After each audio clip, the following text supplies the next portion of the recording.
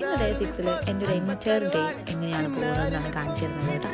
രാവിലെ തന്നെ എന്താ ഈ ഒരു കുഞ്ഞു മുഖം നോക്കിയിട്ട് ടാറ്റ ബൈ ബൈ പറഞ്ഞിട്ടാണ് ഞാൻ ഓഫീസിലേക്ക് ഇറങ്ങാറ്. ഒരുപാട് സങ്കടം തോന്നുന്നൊരു നിമിഷമാണ് അവൻ്റെ അടുത്ത് ടാറ്റ പറഞ്ഞു പോകുന്ന സമയത്ത്. പിന്നെ എന്തെങ്കിലും സ്ട്രെസ്സോ ടെൻഷനോ ഉണ്ടെങ്കിൽ അവൻ്റെ ഒരു ഫോട്ടോ കണ്ടിട്ടുണ്ടെങ്കിൽ ഒരു സമാധാനമാണ്, ഒരു സന്തോഷമാണ്. എല്ലാം കഴിഞ്ഞ് നമ്മൾ ഓഫീസിലെത്തി വർക്ക് സ്റ്റാർട്ട് ചെയ്തു. അതിനുശേഷമാണ് നമ്മൾ ഫുഡ് കഴിക്കാൻ വേണ്ടി പോയത്. ബ്രേക്ക്ഫാസ്റ്റ് കേട്ടോ.